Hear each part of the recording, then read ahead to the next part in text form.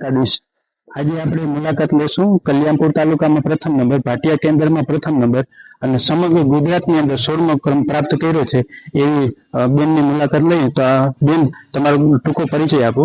મારું નામ ચોપડા દ્રષ્ટિ જયસુખભાઈ છે. હું મૂળ જામખંભાળિયાથી છું અને ધોરણ કેજી થી અહીંયા જ અભ્યાસ કરું છું. તો આ કેજી થી તમે LMP હાઈસ્કૂલમાં અભ્યાસ કરો છો, તો તમે એસએસસી બોર્ડની અંદર કેટલા ગ્રેડ પ્રાપ્ત થયો અને કેટલા PR પ્રાપ્ત થયા? મને એસએસસી બોર્ડમાં A1 ગ્રેડ પ્રાપ્ત થયો છે અને PR 99.84 છે અને ટકા 96 છે. તો સૌથી વધારે માર્ક છે એ તમને કયા વિષયમાં પ્રાપ્ત થયા છે? મારે સૌથી વધારે માર્ક વિજ્ઞાનમાં પ્રાપ્ત થયા છે, 100 માંથી 100, જે અહીંના મોહન સર લેતા હતા અને એમનું વિજ્ઞાન મને ખૂબ સરળ રીતે સમજાઈ જતું હતું, તેથી મને વિજ્ઞાનમાં આટલી સારી સફળતા મળી છે. ત્યાર પછી કયા કયા વિષયમાં તમારે માર્ક પ્રાપ્ત થયા? મારે સ્ટાન્ડર્ડ ગણિતમાં 98 માર્ક છે, સમાજમાં પણ 98 માર્ક છે અને સંસ્કૃતમાં 98 માર્ક્સ છે.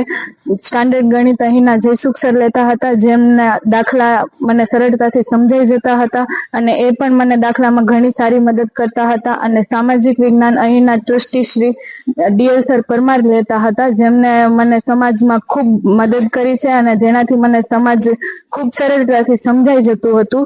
અને સંસ્કૃત અહીંના સુમાન સર લેતા હતા, જેમનું વ્યાકરણ મને સારું લાગ્યું, જેથી મને સંસ્કૃતમાં આવી સફળતા મળી છે. તો આ સ્કૂલની અંદર તમે પહેલેથી અભ્યાસ કરો, મેં સાંભળ્યું છે કે તમે નવોદયની પરીક્ષામાં પણ પાસ થયા હતા, તો નવોદયમાં પ્રવેશ ન મેળવવાનું કારણ શું? નવોદયમાં પ્રવેશ મેળવવા માટે મારા પપ્પાએ મને કહ્યું હતું. એમને આ શાળા ઉપર વિશ્વાસ હતો કે જો હું અહીંયા અભ્યાસ કરીશ તો મને 10મામાં સારી ટકાવારી મળશે અને એ વિશ્વાસ આજે સફળ થયો છે. તો તમે આજે સ્કૂલની અંદર અભ્યાસ કર્યો, એની સાથે સાથે બીજી કોઈ સ્પર્ધામાં કે કેમાં ભાગ લીધેલો? હા, મેં કરાટેમાં અને લેખન વિભાગમાં નિબંધ લેખનમાં ભાગ લીધો હતો. કરાટેમાં મને જિલ્લામાં 2જો નંબર પ્રાપ્ત થયો હતો અને લેખન વિભાગમાં પણ મને 2જો નંબર પ્રાપ્ત થયેલો છે. તમે કોઈ પણ જગ્યાએ ટ્યુશનમાં જતા કે ટ્યુશન વગર પ્રાપ્ત થયો છે નંબર?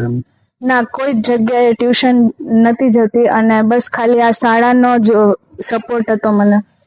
તો તમે આ શાળા વિશેનો અભિપ્રાય શું છે? આ શાળા ખૂબ જ સારી છે, શિક્ષણ માટે અને સંસ્કાર માટે બંને રીતે આ શાળા ખૂબ સારી છે અને અહીં મને પુસ્તકીય જ્ઞાનની સાથે સાથે સંસ્કાર સારા મળ્યા છે, એ જ મારા માટે સારી સફળતા છે. બેન, તમારે આગળ જતા તમારે ભવિષ્ય કેમાં બનાવવું છે અને તમારે આગળ શેમાં અભ્યાસ કરવો છે? આગળ જતા મારે ડોક્ટર બનવું છે અને ડોક્ટર લાઈનમાં સારો ડોક્ટર બની અને જેટલા જરૂરિયાતમંદ છે એમની બધાની મદદ કરવી છે. બેન, તમે જે આ નંબર પ્રાપ્ત કર્યો, તો આ સ્કૂલની અંદર કોઈ પ્રેક્ટિસ પેપર કે એવું કઈ લખાવતા કે તમને એટલા બધા સારા માર્ક પ્રાપ્ત થયા, એનું કારણ શું હશે? એનું કારણ એ છે કે આ શાળામાં દરરોજ વીકલી ટેસ્ટ લેવાતી હતી, મંથલી ટેસ્ટ લેવાતી હતી, જેનાથી મારે દરરોજ દરેક વિષયનું રિવિઝન થતું જ રહેતું, જેનાથી મને સારા માર્ક મળ્યા છે. બોર્ડમાં પ્રેક્ટિસ પેપર પણ ખૂબ મહત્વના હોય છે, તો તમે આ સ્કૂલમાં રહીને કેટલા પ્રેક્ટિસ પેપર અંદાજિત લખ્યા છે? આ સ્કૂલમાં રહીને મેં અંદાજિત 60 જેટલા પ્રેક્ટિસ પેપર લખ્યા છે. પ્રેક્ટિસ પેપર લખવાથી ફાયદો થાય છે અને એ તો સ્વાભાવિક છે, તમને નંબર પ્રાપ્ત થયા છે. જો કોઈ બીજા વિદ્યાર્થી છે એને કઈ તમારે કેવું હોય તો તમે શું કહેશો, કેવી રીતના મહેનત કરવી જોઈએ? મહેનત તો તમારા ઉપર ડિપેન્ડ કરે. જો તમે 5-6 કલાક મહેનત કરો અને એ તો સરખું જ છે, ને 1-2 કલાક ધ્યાન દઈને મહેનત કરો ને તો પણ એ તમારા માટે સરખું જ ગણાશે. એટલે મહેનત કરવી તો એકદમ કોન્સન્ટ્રેશનની સાથે કરવાની. મતલબ કહેવાનો મતલબ એમ કે જ્યારે તમે મહેનત કરો ત્યારે 100% મૂકીને એમાં એકમાં જ ધ્યાન દો. 5 કલાક વાંચવાથી ખાલી કઈ નથી થતું, પણ 1 કલાક વાંચવું એ ફોકસ સાથે વાંચવું જોઈએ, એમ કહેવા માંગુ?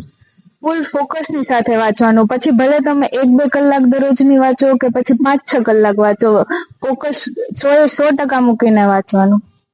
ખૂબ ખૂબ આભાર.